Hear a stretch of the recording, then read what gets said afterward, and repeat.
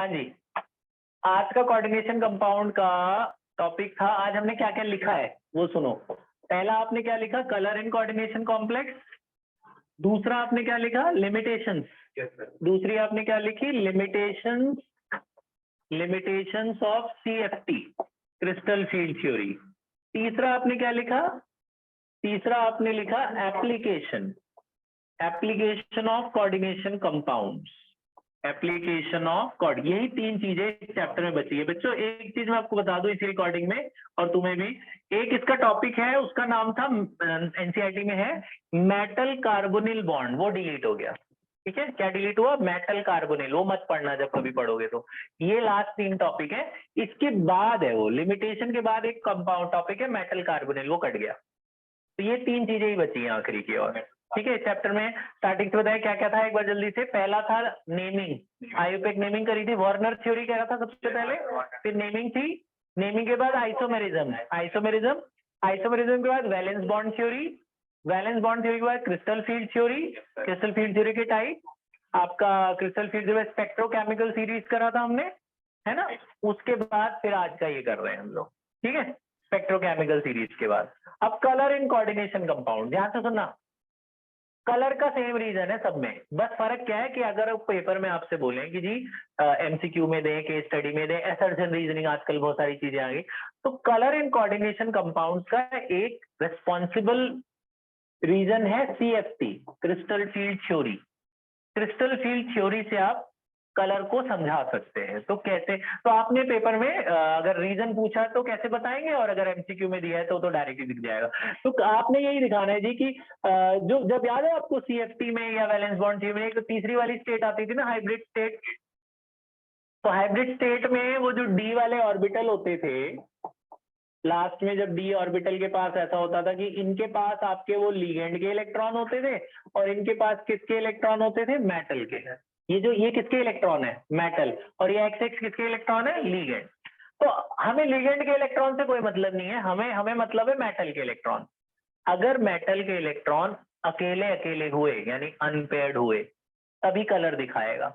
अगर मेटल के इलेक्ट्रॉन सारे पेयर्ड है, मैंने आपको नोट करके लिखवाया, अगर सारे पेयर्ड इलेक्ट्रॉन है, colourless, the compound is purely colourless, तो व्हाइट कलर का दिखेगा वो। ठीक है, आपको अभी कंपाउंड मिलेगा, आपको बस बताना है कि कोऑर्डिनेशन कंपाउंड कलर्ड है या कलरलेस। अभी एनसीईआरटी से करेंगे क्वेश्चन, लास्ट में एक ही क्वेश्चन है। तो बस खाली वो लास्ट वाले स्टेट पे पहुंच जाना, हाइब्रिड स्टेट पे पहुंच जाना, वहां देख लेना कि इसके पास अनपेयर्ड इलेक्ट्रॉन है या नहीं। अगर अनपेयर्ड इलेक्ट्रॉन है, सभी इलेक्ट्रॉन इधर उधर घूमते हैं ना, एक्साइट होते हैं, लोअर एनर्जी लेवल से कहा जाते हैं, हायर एनर्जी लेवल। तो आपको याद है लोअर वाले को क्या कहते थे हम लोग, T2G, हायर वाले को क्या कहते थे हम, EG। तो अगर वो T2G से EG में जा पा रहा है, मान लो यहाँ खाली होता, तो T2G से जंप करके कहाँ जा रहा है, EG। लोअर से हायर एनर्जी लेवल में अगर वो इलेक्ट्रॉन जा पा रहा है तब तो वो कलर देगा, नहीं जा पा रहा है तो नहीं देगा। कब नहीं जा पाएगा, अगर सारे भरे हुए होंगे या होगा ही नहीं इलेक्ट्रॉन। अगर डी में इलेक्ट्रॉन ही ना हो तो कलरलेस होगा। और कलरलेस दूसरी बार कब होगा, कि जब वो सारे के सारे पेयर्ड हुए तब वो कलरलेस होगा, है ना। जितने भी हैं सब पेयर्ड हुए तब कलरलेस होगा। ठीक है, आपको ये नहीं याद रखना कि ये ग्रीन कलर का होता है, ये ब्लू का होता है, वो सब वो देंगे। आपको कलर नहीं याद, आपको रीजन याद रखना है कलर क्यों होता है और कलरलेस क्यों होता है। तो कलरलेस क्यों होता है, क्योंकि सबके पास डबल डबल इलेक्ट्रॉन है, डी ट्रांजिशन नहीं हो पा रहा। ठीक है ना, और ये खाली होगा पूरी तरह तभी भी कलरलेस होगा। और कलर क्यों होता है, क्योंकि इलेक्ट्रॉन एक जगह से दूसरी जगह जब कूद के जाता है तो कुछ एनर्जी एब्जॉर्ब करता है, जब वो वापस अपनी जगह पे आता है तो वो एनर्जी रिलीज करता है। वो एनर्जी का फ्रीक्वेंसी, वो जो कलर, तो वो विबग्योर में से जिस भी कलर से मैच करेगा वही कलर दिखाई देगा। रेड से मैच करेगा रेड दिखाई देगा, येलो से मैच करेगी फ्रीक्वेंसी, येलो दिखाई देगा। तो जब वो वापस आता है तो उसमें से कुछ एनर्जी निकलती है, वो एनर्जी इनमें से जिससे मैच करेगी उससे वही कलर दिखाई देगा। ठीक है, अगला लिमिटेशंस ऑफ सीएफटी। सीएफटी की खाली दो लिमिटेशन है जो आपको याद रखनी है।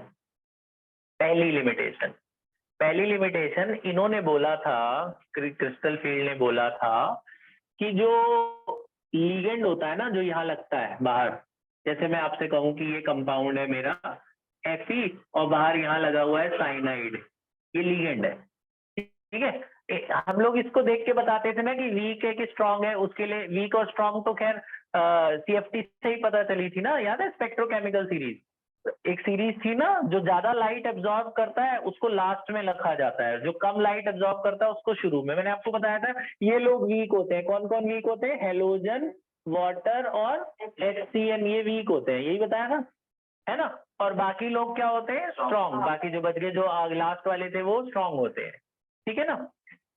लेकिन एक्चुअल में देखा जाए तो इसमें सीएफटी ने बोला था, सीएफटी की थ्योरी में बोला था कि सारे माइनस चार्ज वाले जो होते हैं वो सब स्ट्रांग होते हैं, सारे जिन पे नेगेटिव चार्ज होता है वो लोग स्ट्रांग होते हैं। लेकिन ऐसा तो नहीं था, जब स्पेक्ट्रोकेमिकल सीरीज आई तो आपने देखा सारे माइनस चार्ज वाले स्ट्रांग तो नहीं होते, वो तो लेफ्ट में रखे जाते हैं।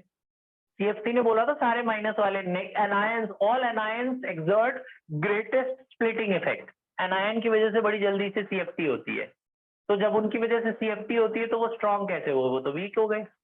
तो मतलब लेकिन स्पेक्ट्रोकेमिकल सीरीज में वो कम एनर्जी एब्जॉर्ब कर रहे हैं, कम लाइट एब्जॉर्ब कर रहे थे। तो पहली इनकी गलती ये थी कि इन्होंने बोला था कि सारे माइनस वाले वीक होते हैं, जबकि सारे माइनस वाले नहीं होते, कुछ वीक होते थे, फिर आगे जाके कुछ माइनस वाले थे वो तो स्ट्रांग भी होते थे ना। तो ये मिक्स कर दिया था इन्होंने सीएफटी में। अच्छा, दूसरी बात कि इन्होंने ये नहीं बताया कि उनमें कोवेलेंट बॉन्ड बन रहा है कि आयनिक बॉन्ड बन रहा है, इनमें बॉन्डिंग होती थी ना, इन्होंने नेचर ऑफ बॉन्डिंग के बारे में नहीं बताया, इन्होंने स्टेबिलिटी के बारे में नहीं बताया, इनके आपस में कोवेलेंट बॉन्डिंग की स्टेबिलिटी के बारे में इन्होंने नहीं बताया कि कौन ज्यादा स्टेबल है कौन कम स्टेबल है, वो कैसे पता चलेगा, वो इनको कुछ नहीं पता था, सीएफटी में नहीं पता था। बाकी सीएफटी ने बहुत सारी चीजें बताई, कलर बताया, मैग्नेटिक नेचर भी, खैर वीवी थ्योरी ने भी बताया, इसका मैग्नीट्यूड भी बताया, लेकिन इनको नेचर ऑफ बॉन्डिंग के बारे में नहीं पता था सीएफटी में। 2 लिखी ना लिमिटेशन आपने, है ना। अच्छा, फिर आ जाते हैं एप्लीकेशन पर। एप्लीकेशन पे आपने 11 पॉइंट्स लिखे हैं, ये 11 के 11 में से 1 या 2 तो पक्का एमसीक्यू में देंगे, 2 पक्का आएंगे एक एक नंबर के क्वेश्चन।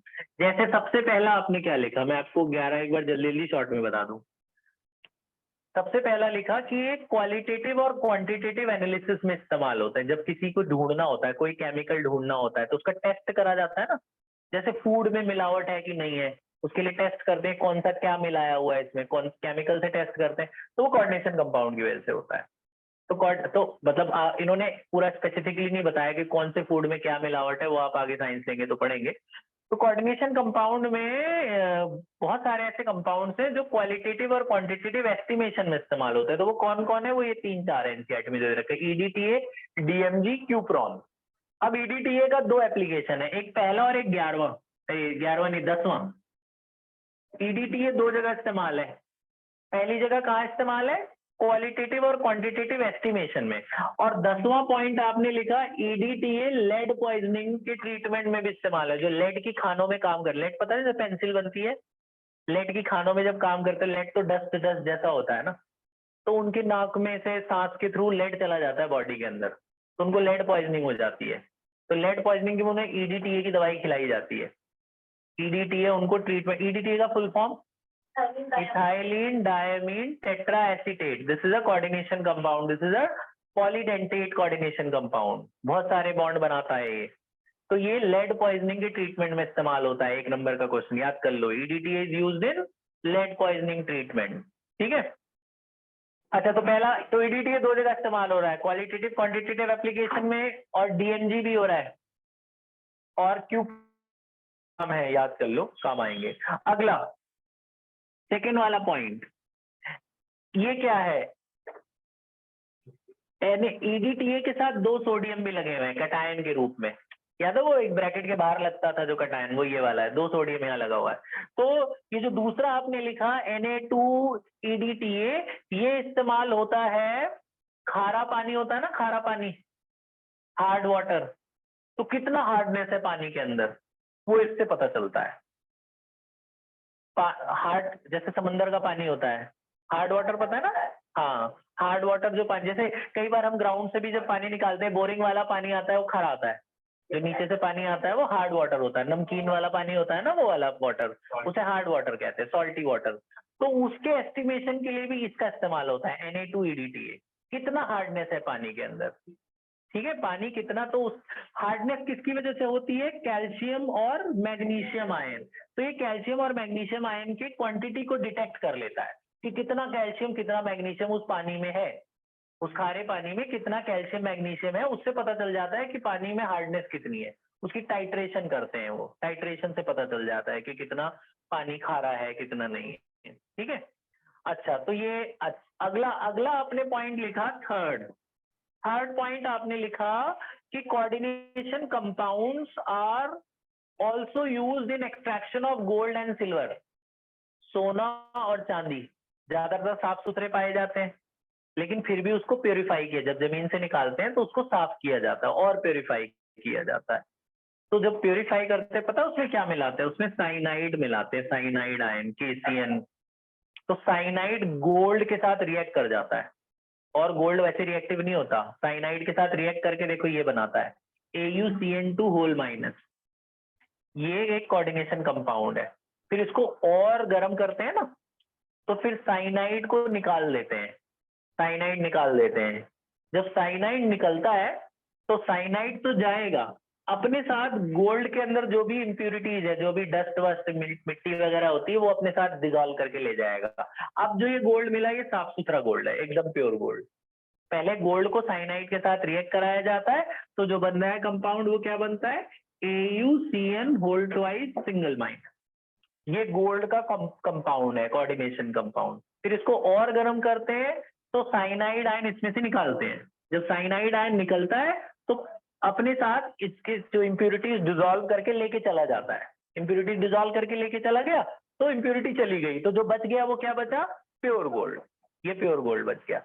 इसी तरीके से फोर्थ पॉइंट आपने लिखा निकल।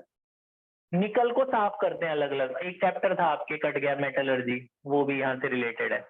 निकल जो होता है, ये आपको जब प्योर निकल मिलता है तो ये प्योरेस्ट फॉर्म में नहीं होती, जब निकल को ये लोग साफ करते हैं, लास्ट में निकल को कार्बन मोनोऑक्साइड के साथ रिएक्ट कराया जाता है, तो ये बनता है निकल कार्बोनिल। फिर निकल कार्बोनिल को और फर्दर हीट करते हैं ज्यादा टेम्परेचर पे, तो इसमें कार्बन मोनोऑक्साइड निकल जाता है और प्योर निकल देता है। तो कार्बन मोनोऑक्साइड गया तो फायदा क्या हुआ, वो अपने साथ निकल की इंप्यूरिटी डिजोल्व करके ले गया। निकल के अंदर जो भी गंदगियां वगैरह थी, इंप्यूरिटीज थी, जो डस्ट पार्टिकल थे, जो गैंग पार्टिकल थे, वो डिजोल्व करके ले गया। ये जो छोड़ गया, ये क्या छोड़ा, प्योर निकल। ये आपका प्योर निकल बच गया। समझ में आई बात? तो गोल्ड को साफ करने में भी कोऑर्डिनेशन कंपाउंड का इस्तेमाल है, निकल को भी साफ करने। तो आपसे पेपर में कैसे पूछेंगे, which coordination compound is formed during extraction of gold, तो आप ये याद कर लो जी, यही बनता है। क्या बनता है, AuCN2-। निकल के लिए क्या बनता है, इसका नाम क्या है, टेट्रा कार्बोनिल निकलेट। ये टेट्रा कार्बोनिल निकलेट, या निकल भी बोल सकते हो, क्योंकि ना कटायन है ना ना कोई चार्ज भी नहीं है, टेट्रा कार्बोनिल निकल बोल सकते हो। कोऑर्डिनेशन कंपाउंड इज 0, CO का कोऑर्डिनेशन कंपाउंड क्या होता है, 0, तो इसका नाम टेट्रा कार्बोनिल निकल। ठीक है, बात समझ में आई? अगला, ये हो गए 4 पॉइंट। पांचवा पॉइंट आपने लिखा, पांचवा क्या लिखा, हीमोग्लोबिन। हाँ, हीमोग्लोबिन भी आपको पता आयरन का कोऑर्डिनेशन कंपाउंड होता है, तो आपको उस कोऑर्डिनेशन कंपाउंड का नाम नहीं याद रखना, आपने ये याद रखना हीमोग्लोबिन। ऐसे बोलेंगे which metal is used in the coordination compound of haemoglobin, तो 4 दे दें, आयरन, कैल्शियम, कॉपर, जिंक, तो आयरन है ना। ऐसे विटामिन B12 का साइंटिफिक नेम क्या है, साइनोकोबालामिन। ये भी देखो, कोबालामिन से याद होगा तुम्हें, कोबाल्ट देख रहे हो, तो इसमें कौन सा मेटल इस्तेमाल हो रहा है, कोबाल्ट। मेटल याद कर लो, कौन सा मेटल इस्तेमाल हुआ, कोबाल्ट, विटामिन B12 में। ठीक है, ऐसे ही एक कैटलिस्ट है ये, विल्किंसन कैटलिस्ट, ये है उसका फॉर्मूला।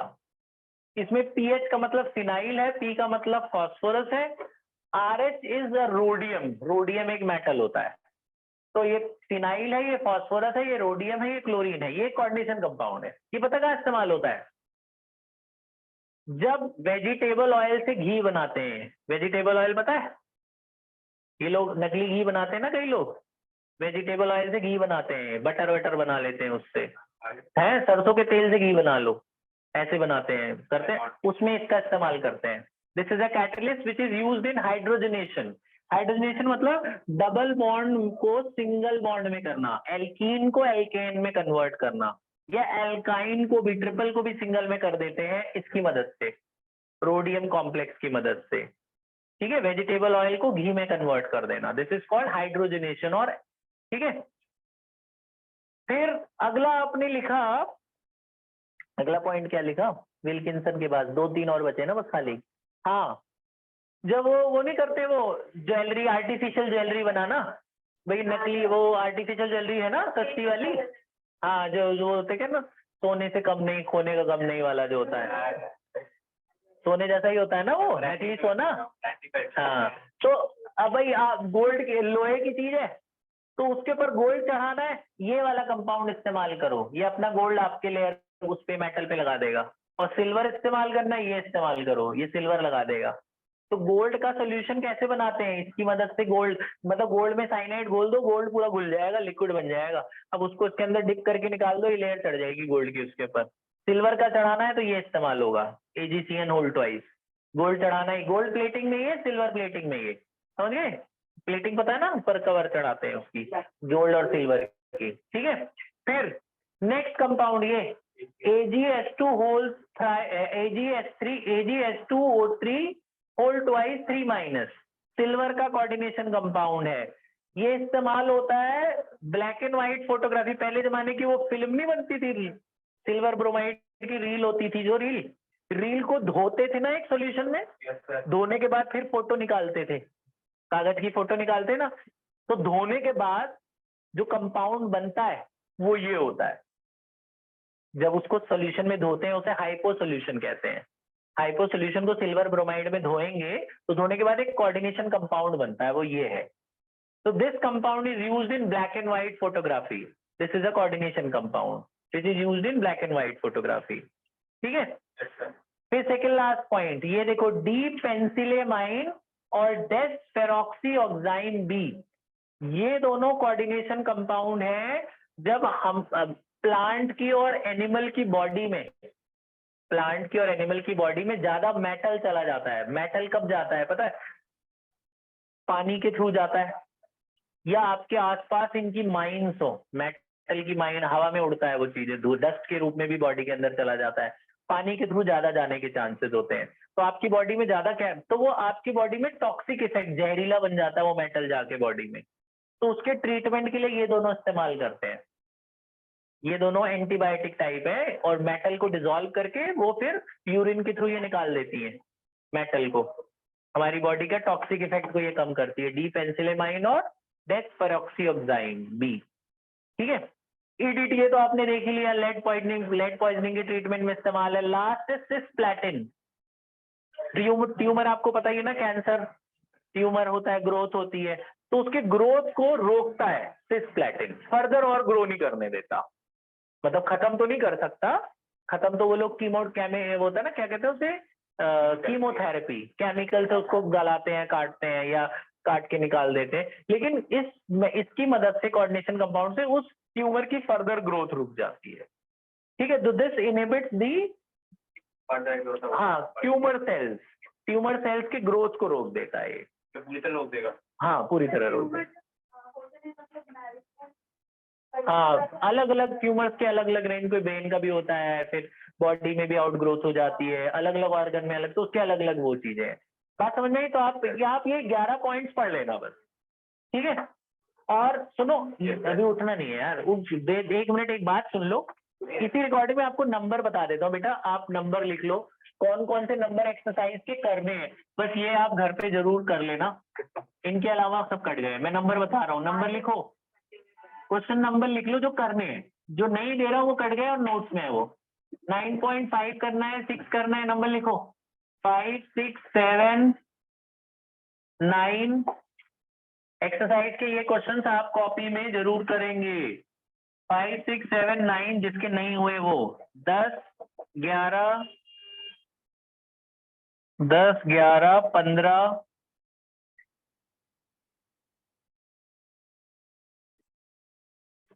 16, 17, 18। देखो 16, 17 आपके उसमें है, नोट्स में, ठीक है, 16, 17, 18 नोट्स में। 19, 20, 21, 19, 20, 21, और 2 और हैं 21 तो ये एमसीक्यूज है नीचे वाले, एमसीक्यूज तो सारे कर लिया करो ऐसे। एमसीक्यू है 28, 29, 31, 32 ये करना है बेटा। 28, 29, 30, 32, 31, 32 ये क्वेश्चन आप आज ही के डेट में कर लेना तो आपके लिए अच्छा रहेगा। चलिए मिलते हैं आप लोगों से, पॉज कर दे बेटा।